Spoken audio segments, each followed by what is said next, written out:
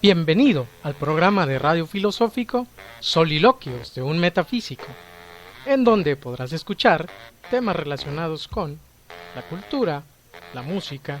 entrevistas, reseñas de libro y por supuesto, la filosofía. ¡Comenzamos!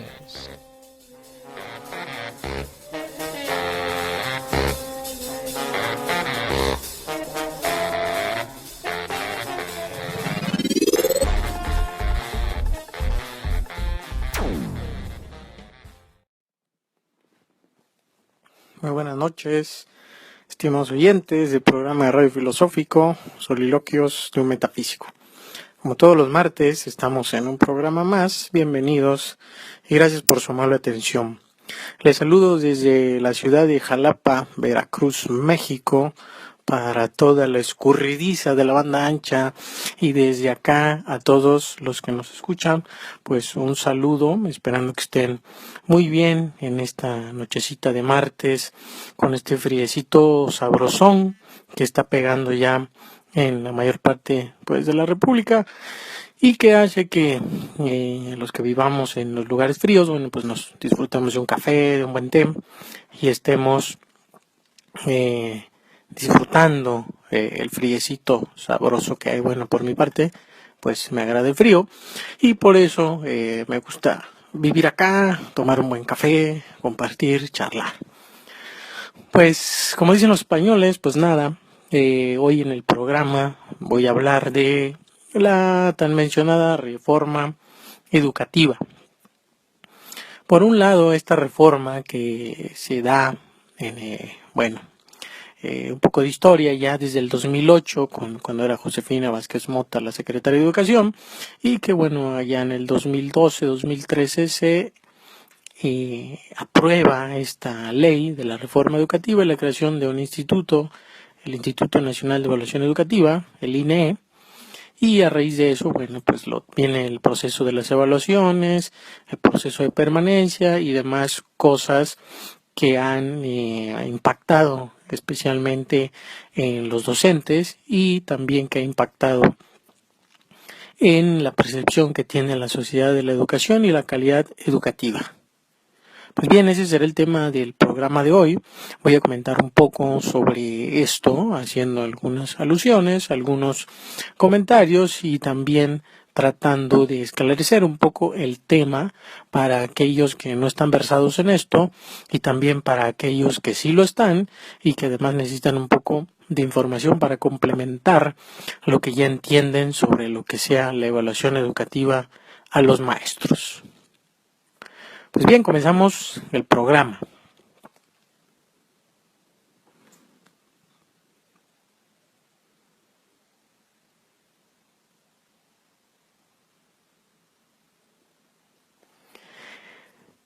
En México, la educación siempre ha sido preocupación de algunas personas, algunos gobernantes, algunos realmente interesados en que nuestro país sea un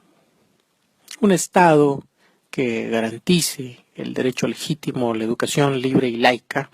como bien lo declara nuestra Constitución. Si hacemos historia un poco, después de la Revolución Mexicana de 1920 al 30, que realmente por el 30 es donde se terminan todas las querellas y pugnas internas de los diferentes bandos por consolidarse en el poder presidencial y manejar este país en una dirección positivista por algún lado en aquellos inicios. Pues bien, después de Lázaro Cárdenas y de que se creara a través de decreto del general Victoriano Huerta, poniendo al mando después a José Vasconcelos en la naciente escuela preparatoria,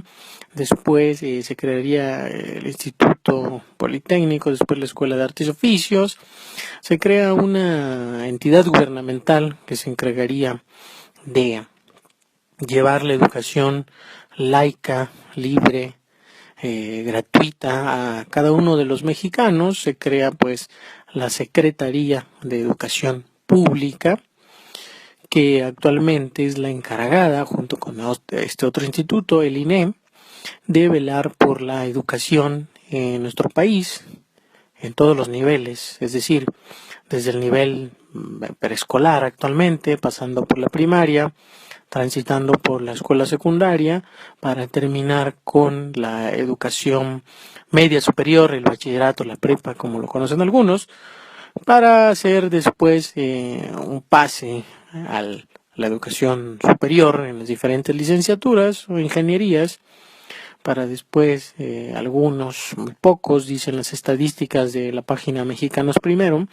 logran acceder a una educación de un posgrado, incluso un doctorado o una estancia postdoctoral. Las estadísticas ahí están, las de Mexicanos Primero, si quieren revisar la página, o en la página del mismo INEGI, también de la SEP. Es así que en México tenemos una entidad gubernamental que se encarga precisamente de velar por la educación. En los inicios hay que recordar que la SEP se enfocaba precisamente en alfabetizar a la mayor cantidad de mexicanos. Esto significaba que los recursos con los que contaba al inicio de su precaria existencia como entidad gubernamental, pues le hacían falta muchos recursos, tanto humanos como de infraestructura. Esto dificultaba la labor de alfabetización en nuestro país, y es por eso que antes los maestros cursaban ciertos estudios de una primaria, se iban a alguna especialización. Recordemos que no había secundaria, prepa o la licenciatura, se iba directamente a una especialización y podían ser maestros que enseñaban a leer, alfabetizaban. Recordemos que en esos años, del 30 para el 60, incluso hoy, la mayoría de los mexicanos pues vivían en un contexto urbano, y obviamente la mayoría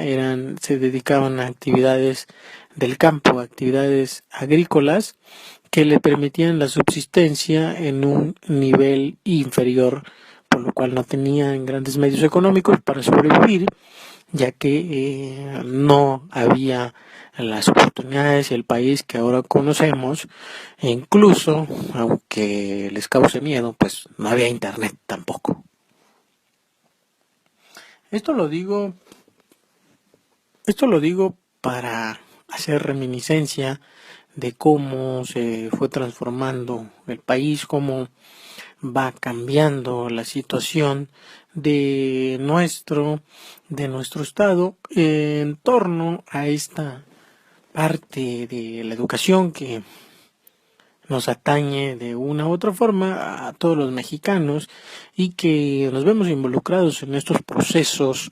de cambio de paradigmas, con lo cual accedemos a otra forma de entender y ver la realidad que nos acontece.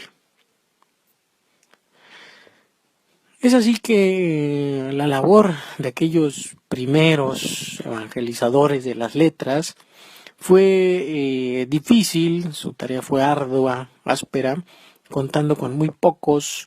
elementos, planes, programas, libros, recursos,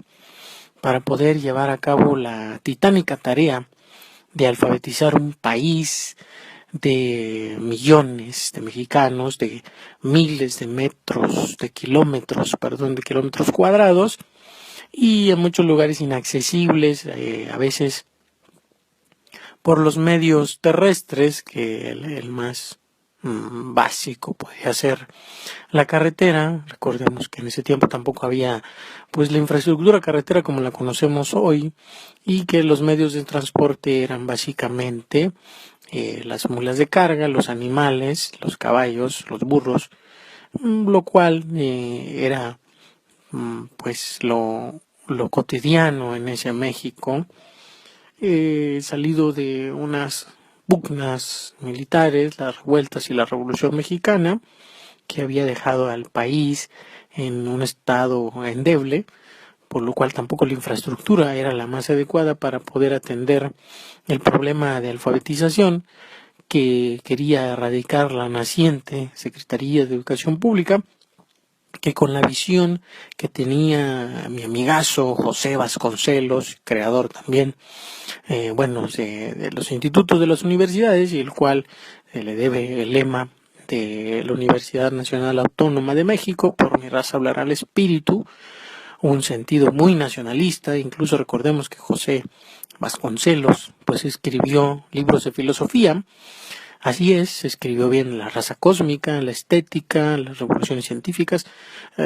tratados de antropología del hombre, una metafísica, un tratado de metafísica, que por cierto, la mayoría de esos libros Vasconcelos están editados en el Fondo de Cultura Económica, por si alguno de ustedes tiene interés en leer lo que escribió el famoso fundador difusor de la alfabetización en nuestro país, José Vasconcelos, que se rodeó en su época de los intelectuales más destacados, de los muralistas más destacados, de los pintores, de los ingenieros y arquitectos doctores, de todos los intelectuales de la época que podían aportar en la conformación de la naciente Secretaría de Educación Pública. La visión vasconceliana de un país mejor dado por la educación era un germen que se necesitaba regar un poco más, pero bueno, viene el neoliberalismo y echa a perder ciertas cosas con su visión pragmática de la vida y utilitarista, con lo cual muchos de esos ideales humanistas que estaban expuestos por Vasconcelos en sus libros, como en La raza cósmica, pues vienen a decaer en clientelismo educativo, político, con todos los problemas a resolver que actualmente está pasando no solo el Estado mexicano, también otros países, y que hace más difícil aún la tarea de la alfabetización en un país tan grande como lo es México, y que tiene una diversidad de lenguas, una diversidad de culturas en un territorio tan ancho y una diversidad de necesidades propias de cada región, dado que no son las necesidades mismas de las personas que viven en el norte, digamos en la Sierra Tarahumara, en la Huasteca, ni mucho menos son las mismas necesidades de los que viven en las costas, y tampoco los que viven de allá de mi estado, Chiapas, en la selva negra, la selva lacandona, mucho menos de las comunidades indígenas que habitan cada uno de las regiones de este país. Es así pues que el tema de la educación siempre ha sido punto focal del Estado mexicano, y a lo largo de su vida ha cambiado la política de cómo entenderlo, también la política de cómo manejarlo. En un inicio, la educación está naciendo por esta Secretaría de Educación Pública, que tenía claro que necesitaba alfabetizar a la mayor cantidad de personas posible, pero también tenía claro que tenía obstáculos que vencer, como son el recurso humano, es decir, los docentes, también el recurso de la infraestructura. No había las suficientes escuelas, los suficientes espacios, tampoco había un modelo que seguir, por lo cual, en principio retoman el positivismo, dado que en Europa casualmente estaba en boga esa corriente de pensamiento filosófica. La podemos tomar desde ese vertiente, el positivismo,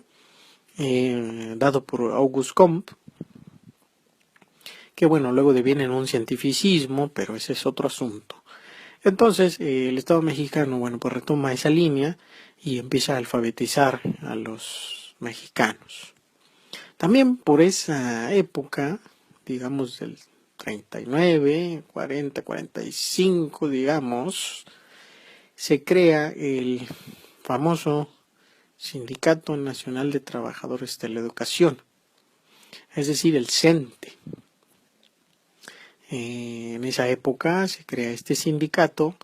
y haciendo un trato con el gobierno en turno, acuerdan que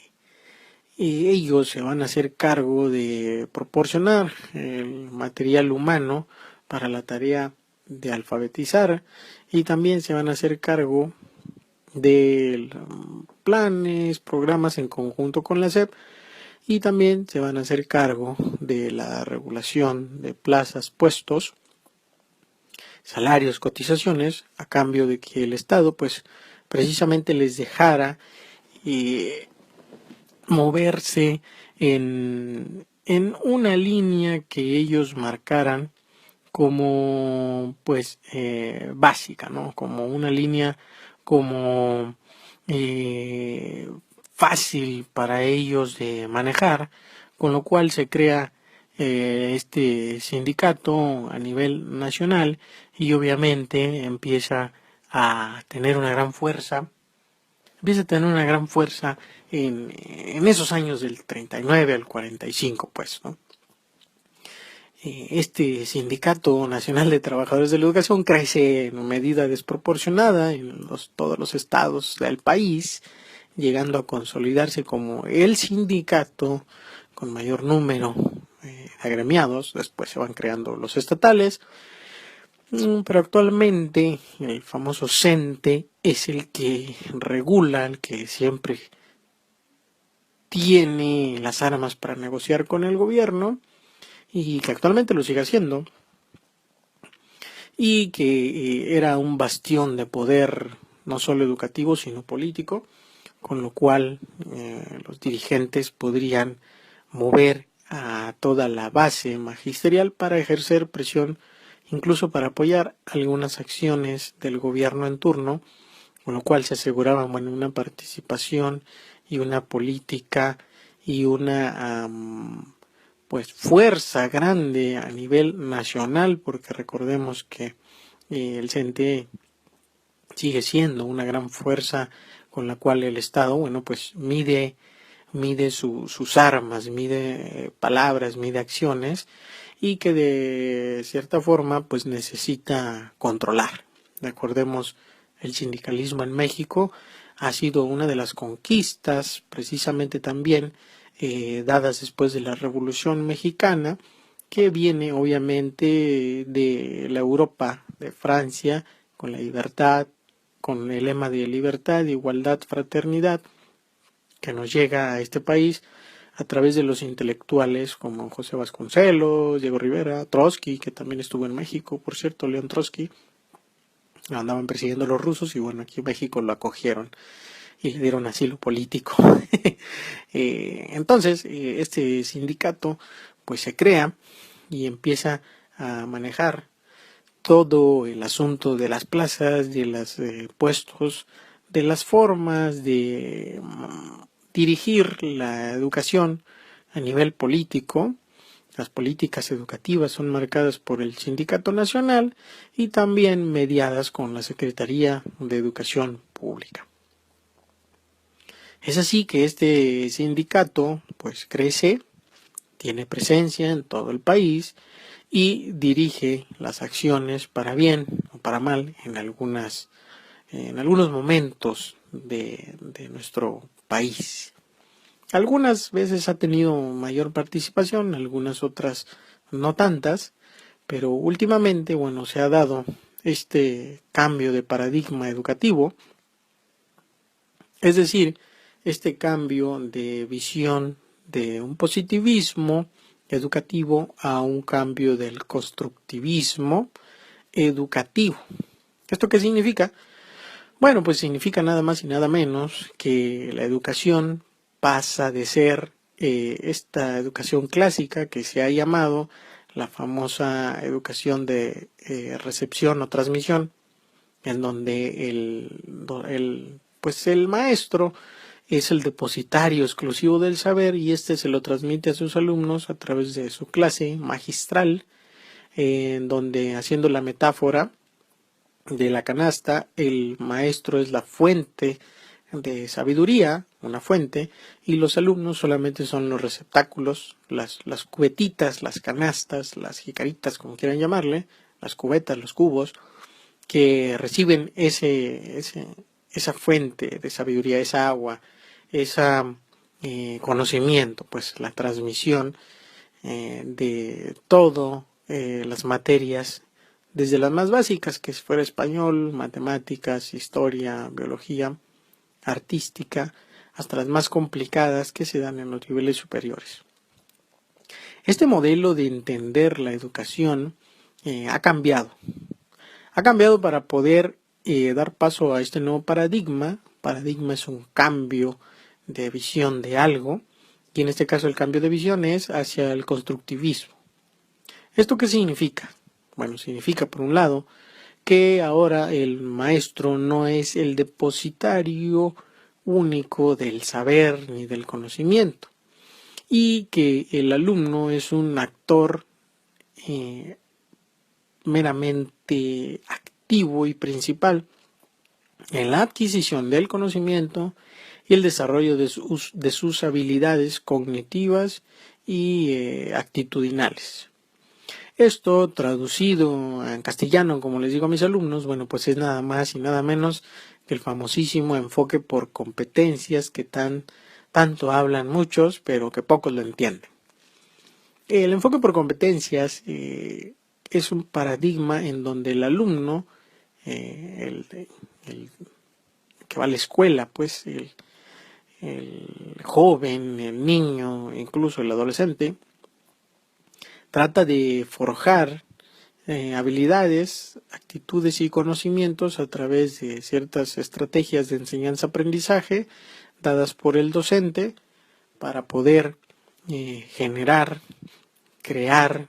hacer su propio conocimiento y luego poder aplicarlo a la vida cotidiana, con lo cual le asegura un mejor desempeño, un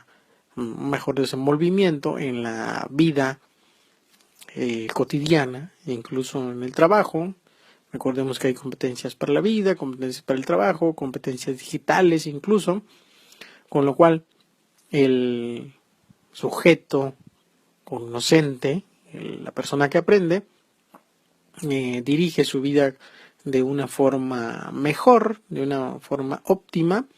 para poder enfrentarse a la cotidianidad y a los problemas, retos o dificultades que se le presenten, pues, en su diario acontecer, en su vida,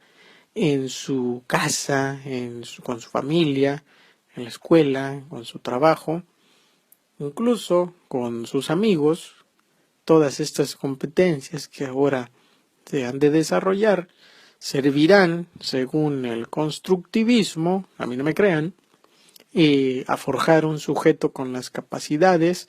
intelectuales, afectivas y actitudinales para poder desarrollarse en sociedad correctamente como un individuo capaz. Ahora le llaman el enfoque holístico, el enfoque formativo según la Reforma Integral de Educación Básica, la RIEP, un enfoque que tenga a bien desarrollar las competencias para la vida. Es así que en este enfoque y en este paradigma es donde se mueve actualmente pues la educación, y es donde precisamente está el punto de quiebre actual de este tema de la educación, no solo a un nivel de organización, ni a un nivel precisamente educativo, ni a un nivel político, como una política pública del famoso gobierno del presidente en turno, y una política y un enfoque social para un sector determinado, que en este caso, bueno, pues son los docentes. ¿Qué pasa cuando un Estado, sin previo aviso, tiene una política educativa en donde el cambio paradigmático de un enfoque formativo lo lleva a crear instrumentos e instituciones que vayan a validar lo que tanto se ha dicho y esas famosas palabras que han repetido hasta el cansancio, la calidad educativa. Por un lado había que preguntarse qué entienden por calidad educativa. Aunque bien en la ley, precisamente en la ley del INE y en la ley del Servicio Profesional Docente, dice que la calidad educativa es un proceso que contempla métodos, instrumentos, procesos y que se enfoca en el aprendizaje significativo y la adquisición de conocimientos que tanto docentes como alumnos deben forjar en la escuela. A mí esa definición, para empezar, cuando yo leí las leyes, se me hizo un poco ambigua, redundante y deja de lado muchas preguntas, ¿no? Por un lado, como un proceso, obviamente es un proceso, pero lo que va uno a aprender en la escuela son cierto tipo de conocimientos. El proceso es la manera, los pasos, los métodos en que se llega a tal cosa, a adquirir conocimiento. Ahora bien, si lo tomamos como el simple proceso, tendría que haber algún estándar para evaluar el proceso, pero ese mismo enfoque es un enfoque del capitalismo en donde se evalúa el proceso, pero no tanto el objeto final. Pero resulta que aquí el objeto final es el conocimiento. Entonces, el conocimiento, ¿cómo se evalúa? Si el conocimiento es subjetivo, bueno, pues hay algunas pruebas que pueden dar indicios de ciertos tipos de conocimientos. Eso está claro. Se ha tomado las medidas necesarias para tratar de medir ese conocimiento con la prueba enlace, con la prueba PISA, con la prueba Scale, que básicamente miden el desempeño en matemáticas, español, comprensión lectora. También hay otra de habilidades digitales, incluso la nueva que pusieron que se llama Planea, el Plan Nacional de Evaluación a nivel básico, que contempla español, matemáticas e incluso inglés. Es así que las famosas pruebas estandarizadas quieren evaluar el conocimiento, por un lado, de los alumnos y por otro lado, el conocimiento que tengan los que imparten clases, los docentes, para poder decir si hay calidad educativa en México o si no hay calidad educativa en México. Y además, los instrumentos que se utilizan para impartir clases. Eso en el papel y en la ley está muy claro, aunque hay algunas ambigüedades que han estado tratando de arreglar con las famosas leyes secundarias y que dejan entrar varias preguntas. Por ejemplo, en toda la ley del INE y la ley del Servicio Profesional Docente, y esto lo digo con causa justificada porque las he leído y de hecho las imparto y doy asesorías de eso, en ninguna de ellas menciona la responsabilidad que tiene en la educación. Bueno, no definen por un lado qué es educación como tal, nada más hablan de calidad educativa como un proceso. 2. En esas leyes en ningún momento le fincan una responsabilidad a la parte principal de la educación, que es la familia. En la familia del tipo que sea, en la familia tradicional, papá, mamá, hijos, o en la familia nuevas, por decirlo, ¿no? Donde las dos personas son del mismo sexo, incluso cuando hay solo un miembro, una mamá, un hijo, o un papá y un hijo, incluso cuando son abuelitos e hijos, ese tipo de familias, que no hay una responsabilidad compartida de esa familia como la forjadora también de educación. Ahora sí que es de calidad, yo no podría meterme en ese tema, de educación de calidad en la familia, porque eso ya implica valores, implica moralidad, implica ética, y obviamente no podemos estandarizar ni los valores, ni la ética, ni la moralidad en un México tan disímil como es el nuestro, en el contexto rural o urbano. Pero lo que sí cabe aclarar es que la ley, aunque la menciona ambiguamente, incluso en la RIEP la menciona en las competencias para la vida y en los principios pedagógicos, que la familia tiene un papel y se apoya con el maestro, pero de ahí más no lo desarrolla. Igual en la ley deja por fuera que la familia, el núcleo familiar debe de participar en este proceso de la educación de su hijo. Y educación lo toman como la instrucción que reciba en la escuela. Ahora bien, dice, eso sí, muy puntual, esas leyes, que el docente es el responsable de generar la calidad educativa en su respectivo nivel y para y por el bien del alumno, tratando de adecuarse a los estándares nacionales e internacionales, además de apoyarse con los instrumentos evaluativos, los planes y programas para poder generar pues precisamente una calidad educativa, que es lo que ellos llaman como un proceso, y que es responsabilidad precisamente del docente. Yo ahí tengo una observación.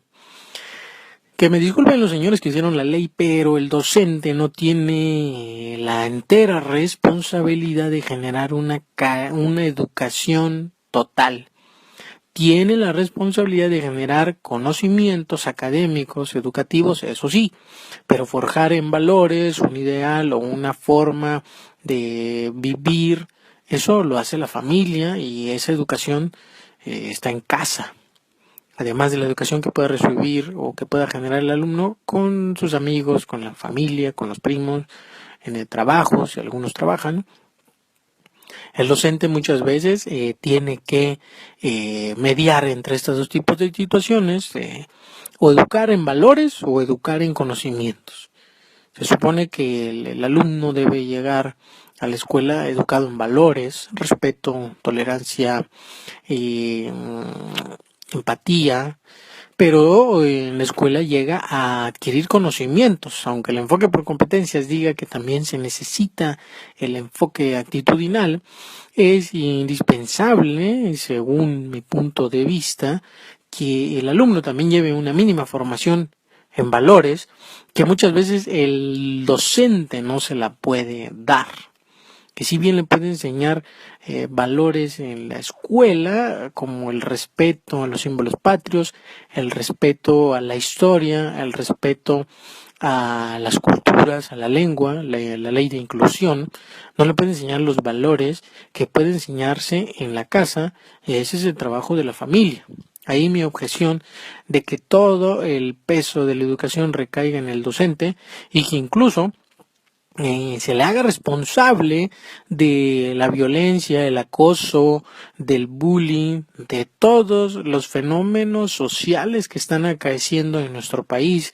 y que se le quiera hacer ver como el que debe de solucionar eso, mientras el Estado no solamente se enfoca a evaluarlo para hacer notorio que muchos de los docentes que actualmente están frente al grupo no tienen los conocimientos ni las habilidades, y que por lo tanto deben ser despedidos. Creo que en ese sentido algunos sectores magisteriales tienen razón de que la evaluación y la reforma es más una reforma laboral que una reforma educativa, con miras a elevar la calidad educativa en nuestro país, y que se enfoca simplemente en estigmatizar al sector magisterial, que mucho ha hecho por este país y que ha dado frutos en diversas regiones de nuestro estado mexicano.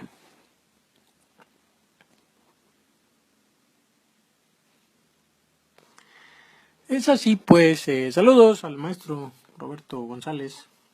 Saludos al maestro Roberto González. Y sí, es difícil cambiar algunas creencias básicas que tengan precisamente los docentes, y a veces muy bien es difícil mediar con creencias o actitudes que tengan ya de por sí, como la violencia, la falta de civilidad, por llamarlo de una forma, en la escuela, y que el docente pues tiene que mediar con esas situaciones. Y ya ni se diga las adicciones a las nuevas tecnologías, que son un gran distractor para poder enseñar, incluso dar clases a un nivel pues ya de maestría. Con mis alumnos yo sí me pongo estricto y bueno, les quito todos los distractores tecnológicos porque se supone que llegan a las clases pues a aprender, ¿no? Y bueno, ahí en ese sentido yo soy muy conductista y hasta cierto punto sirve, ¿no? Pero bien, eso es otro tema, ¿no? Ahora bien, hay que entender que en este contexto desigual es donde precisamente el docente se desenvuelve. Por un lado tiene la dificultad de las infraestructuras que le proporciona el Estado, como lo sea la SEP, la falta de recursos didácticos, de materiales e incluso de libros, planes y programas en muchas escuelas, lo cual dificulta pues los procesos de enseñanza-aprendizaje sean llevados al 100% como lo pide el estándar y como lo piden las autoridades federales. Pero además hay otro problema que se enfrenta con el contexto cultural y regional en muchas partes, lo cual también le impide la labor de evangelizar alfabéticamente a sus congéneres, que en este caso, bueno, pues son jóvenes o niños, dependiendo del nivel que estén. Ahora bien, el Estado ha resuelto crear un famoso Instituto Nacional de Evaluación Educativa que tiene por objetivo, y lo dice textualmente en su primer artículo, elevar la calidad educativa y fomentar la calidad y la mejora en los procesos de enseñanza-aprendizaje en los distintos niveles de educación básica y de educación media en el país.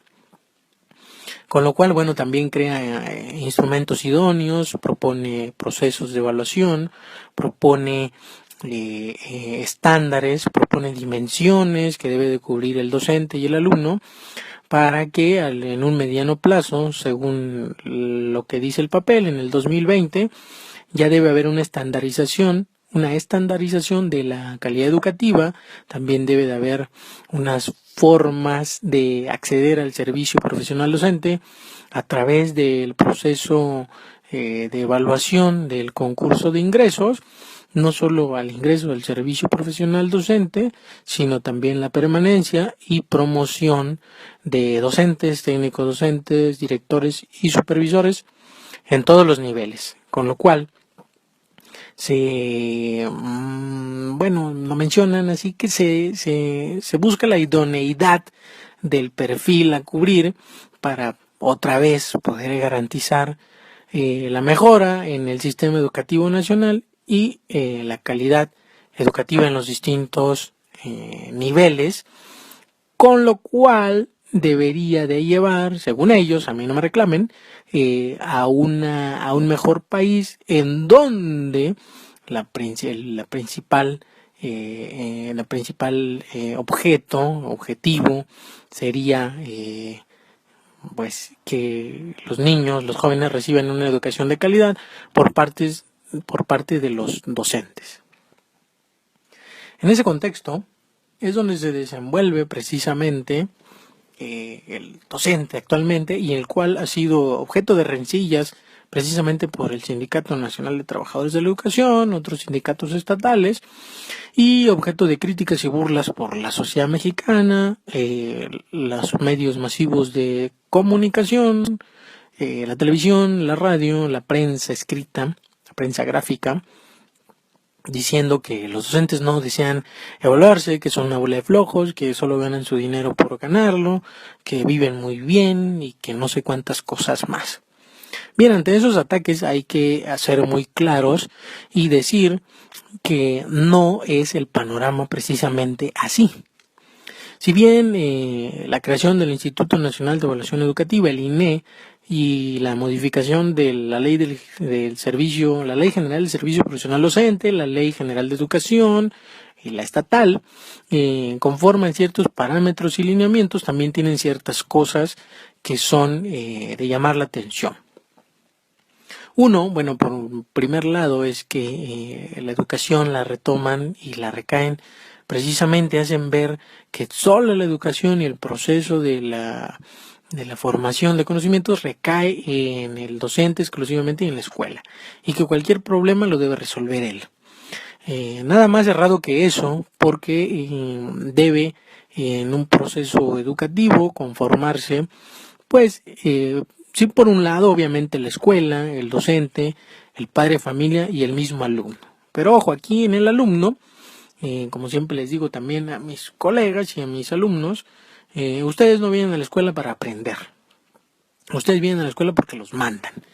Nadie se levanta en la mañana y dice: hoy quiero aprender las tablas de multiplicar, hoy quiero aprender qué es la epistemología, hoy no quiero aprender el proceso histórico del porfiriato o cualquier otra cosa. Los mandan, vienen a la escuela porque los mandan. Entonces, en ese sentido, no tenemos una conciencia histórica ni una conciencia individual de ver a la educación como un bien en sí mismo. Entonces, ahí el asunto del constructivismo, en donde el aprendizaje recae precisamente en el alumno, falla de primer grado,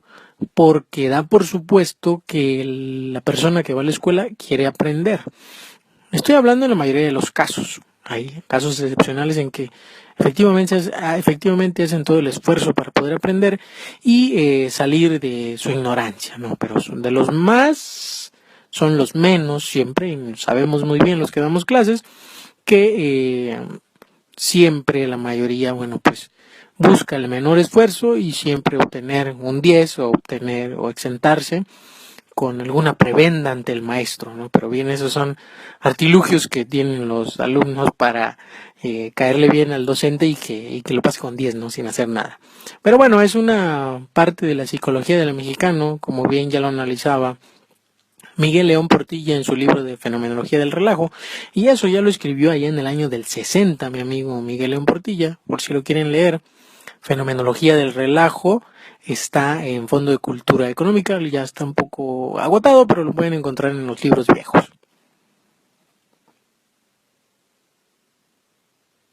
Entonces, gracias maestro Roberto por su comentario. Saludos a Eric Avilés, que está allá en Querétaro, que mande por ahí algún dulce.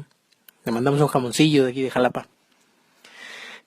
Bueno, entonces el problema es ese, ¿no? De que el enfoque constructivista hace mucho énfasis en recaer, en poner énfasis en que el conocimiento lo deba construir el alumno. Pero bueno, ahí hay un gran obstáculo. Bueno, primero hay que, uno, motivarlo. Dos, hacerle entender que el conocimiento, las habilidades que vaya a adquirir en la escuela, bueno, le van a servir en la vida. Por eso las competencias didácticas, las competencias para la vida, las competencias digitales son importantes. Pero bien, hay otro gran obstáculo que el maestro pues debe de superar.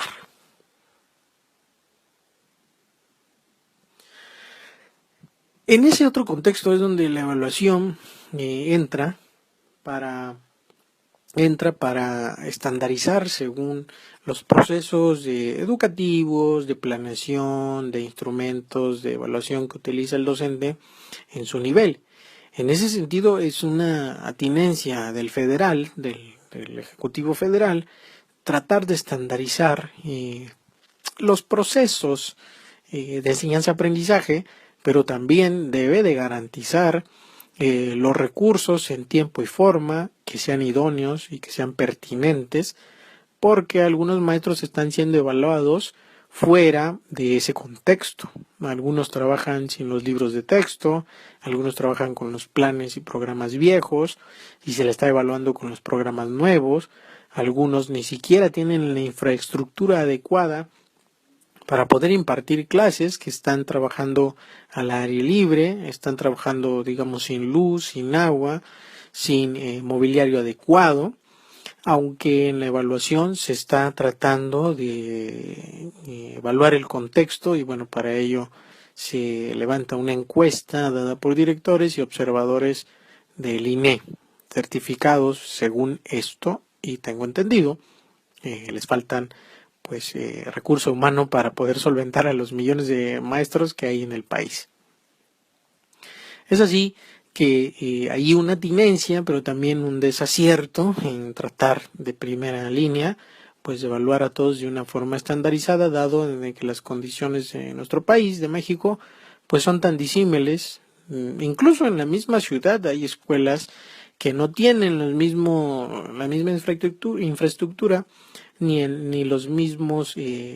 alumnos que acuden tienen las mismas capacidades, gustos e incluso intereses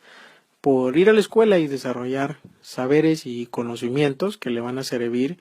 para grados posteriores en la escuela. Y esto es un fenómeno obviamente pues también social, porque afecta a la percepción en que ven los alumnos la escuela. Con este aumento de la violencia, incluso en la televisión, no vean televisión, el otro día vi 5 minutos de televisión y quedé hartado, porque ahí enseñan de que la mejor vida es la del narco, de que hay que conseguir las cosas rápidas, que el dinero es lo único que importa. Incluso el lenguaje es muy vulgar, simple, rebuscado con palabras tontas, con formas acotadas de expresión, incluso con miras a la vulgarización del propio mexicano, que entendamos que el mexicano siempre se ha burlado de sí mismo, pero actualmente con los nuevos programas, esa es una proyección del Estado el Estado en que quiere que la sociedad se posicione mentalmente, simbólicamente, en la vida cotidiana. Y eso no es algo de ocurrencia, es algo que mi amigo John Rawls en la teoría de la justicia afirma que el Estado, cualquier tipo de Estado, el país, el gobierno, tiene 7 filtros para controlar a la sociedad, a la masa, y en esos filtros, bueno, pues está los medios masivos de comunicación, y que en este caso estoy hablando de la televisión, proyectando programas sin sentido, programas vacíos, faltos de lenguaje, acotados en ideas y pensamientos, y eso repercute en las personas que lo ven. Precisamente los más vulnerables son los niños, y como bien también habla Giovanni Sartori en Homo Videns, los actuales jóvenes se están convirtiendo solamente en personas que ven, que aprenden a través de imágenes y se limitan a pensar. Ese es otro problema de la estulticia intelectual y de los medios masivos de comunicación que manipulan la información y que también manipulan la forma de pensamiento social que se da a través de esos medios, como lo puedan ser los famosísimos programas educativos, los famosos talk shows, las reality shows y todas las series, ¿no? Pero eso, bueno, es otro tema, el control de los medios masivos de comunicación, pero que en este caso influye en el sector educativo, porque forma a un ciudadano que no desea aprender y que solamente desea la diversión, que solamente desea el dinero rápido, y eso afecta obviamente al trabajo del docente y también afecta la forma en que estos son evaluados con los estándares y programas que marca el INE y la SEP. Para eso, sí, la llamada generación XY, Nintendo, todo eso, que bien lo marca el maestro Roberto, es un problema a tratar. La generación X, que cada vez se limita menos a pensar, o incluso como lo hablaría y había dicho en una entrevista que le hice a Javier Echeverría, las tecnopersonas, si quieren buscar ese programa, la entrevista a Javier Echeverría, donde hablo de las personas y tecnopersonas y cómo esta tecnología afecta pues a los humanos actualmente, especialmente a los jóvenes, ¿no? Es un problema eso, ¿no? Es otro de los problemas a que se enfrenta el maestro y la evaluación educativa. Bien, para ir cerrando el programa quisiera mencionarle unas conclusiones. ¿Cuáles? Bueno, pues primer lado, el Estado mexicano bien ha tratado de alfabetizar y llevar la educación a todo nuestro país. Eso es un acierto. Un desacierto es que ha errado muchas veces el camino, cambiando el paradigma y no siguiendo una línea constante en el devenir histórico desde 1930 hasta el 2015 que tenemos, y parece que cada sexenio se cambia el paradigma educativo y la política pública que ha de seguir el Estado. No tenemos, eso es una, ¿no? Segunda, no hay una visión ni una identidad nacional que una a los mexicanos, como lo bien la forja, por ejemplo, Estados Unidos, con este falso patriotismo y con este falso entendimiento de lo que es ser un buen ciudadano, que el falso patriotismo es simplemente vestirse con el águila de Estados Unidos, el águila con la cabeza blanca, y ser el patriota que va a la guerra si te lo pide tu país, ¿no? Eso les ha funcionado muy bien en las guerras mundiales que ha tenido Estados Unidos. En México no tenemos una unidad, una cohesión. En ese sentido no hay una identidad nacional, ni incluso el himno, ni la bandera. Solamente cuando hay fútbol, y eso 90 minutos, todos quieren ser mexicanos, pero solamente si gana. Si pierde, bueno, pues parece que no somos mexicanos. A mí me gusta el fútbol, pero de otra forma parece que no hay una cohesión, una identidad nacional, y eso causa también efectivamente problemas. Eso es un problema educativo, la identidad nacional. Se necesita forjar una identidad nacional que nos dé carácter, que nos dé objetivos y que nos dé visiones a dónde queremos llegar como país en el rubro educativo, dejando de copiar, emular a los paradigmas europeos, incluso los paradigmas anglosajones. Por otro lado, la reforma educativa tiene cosas positivas, como sea la estandarización, elevar la calidad educativa, aunque esté mal definida en la ley, y también tiene cosas no tan positivas como lo son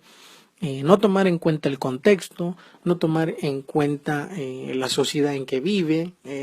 dejar la responsabilidad de la educación en el alumno, que muchas veces afectado por la sociedad en que vive, deja de lado su propia educación por simplemente seguir gustos y tendencias que marca la moda, incluso en la música, incluso en la forma de vestir, en la forma de hablar, en la forma de relacionarse, y esto lo podemos ver muy claramente en cualquier sujeto, en cualquier humano, en cualquier joven con el cual tengamos contacto actualmente. 5 minutos podemos hablar con él y darnos cuenta que no tiene una idea muy clara de lo que quiere ser, y emula muchas veces lo que ha visto en la televisión, y muchas veces no tiene una capacidad crítica para poder expresar qué es lo que desea a partir de sus propios pensamientos, porque tomemos en claro que los jóvenes están bombardeados ahora por internet, por la televisión, por la radio, por la sociedad, por todos esos medios que le van imponiendo ideas propias. Si no, no se vendieran tan fáciles los iPads, los teléfonos, la ropa de marca, los tenis, todas esas cosas que hacen desear cosas innecesarias en la vida y no hubiera la mercadotecnia, y precisamente ese es obviamente la ganancia del capitalismo, ¿no? Comprar cosas innecesarias. Ese es otro problema. Ahora bien, por último, en la reforma educativa, y en este caso quiero recomendar un artículo que salió en el diario de Jalapa de la Organización Editorial Mexicana, de Zaira Rosas, que dice Educación para Todos, en el cual ella habla de que la educación es necesaria en nuestro país, pero también hay que tomar en cuenta que los maestros no están siendo evaluados equitativamente y no se están tomando en cuenta sus necesidades, ni tampoco se están tomando en cuenta ni pidiéndoles, consejos que expresen las necesidades que tienen para y con en su centro de trabajo, y las ideas que puedan aportar para cambiar el sistema educativo, incluso para mejorarlo, porque se están tomando decisiones solamente desde la burocracia, atrás de un escritorio, y no se está tomando en cuenta al maestro, que todos los días se parte el alma enseñando, todos los días se parte el alma tratando de inculcar conocimientos, bregando con los problemas sociales, existenciales, de inseguridad en sus centros de trabajo, y que eso es más importante para poder acabar con la ignorancia, acabar con la inseguridad que se vive, no solo social, sino educativa y política, en un país tan grande como es México. Pero bien, Zaira Rojas ahí Zaira Rosas en ese artículo, lo pueden buscar, tiene otros artículos interesantes, explica de que no hay que denostar ni la evaluación ni al docente y que hay que tomar en cuenta todos estos factores que hay alrededor de eso que también son importantes para poder hacer un juicio crítico y racional y con información además de fundamentado para poder expresarnos positivo o negativamente sobre el INE, la evaluación, los docentes y no simplemente dar por descontado que por ser una bola de flojos, como dicen los medios, que por ser unos incultos y que no están preparados y que no quieren cambiar y que por ellos la educación está mal, porque esa es la visión que se ha formado, que ellos tienen toda la culpa de que la educación en México esté así. Bueno, pues le pensemos un poquito más, pensemos qué hay detrás de la evaluación, qué hay detrás de esta forma de señalamiento constante hacia el sector educativo, en el cual algunos obviamente rechazan esto desde la violencia, que no estoy a favor de la violencia ni ese tipo de expresiones radicalizadas en el sur del país, en los estados de Oaxaca, Guerrero y Chiapas, que también son del extremo. No creo que debe haber ahí un camino medio de negociación donde el diálogo sea el privilegiado para poder entenderse a un nivel humano y racional en donde el salir adelante sea lo importante y dejar de lado estas expresiones de violencia que no han llevado nunca a nada y que lo podemos constatar en las guerras mundiales, la Guerra Fría, la Guerra del Golfo y las demás guerras que han sucedido en el mundo, ¿no? Pero bien, hasta aquí mi comentario, hasta aquí cerrando el programa, para dejarlos con una musiquita sabrosona del Cuarteto de Guitarras de la Ciudad de México, que se titula La Llorona. Y eso es todo por mi parte, nos escuchamos el próximo martes. Gracias a todos los que nos escuchan, un saludo donde quiera que estén. Y recuerda, bien pues, la filosofía no es aburrida, todo depende cómo te la cuenten. Hasta el próximo martes.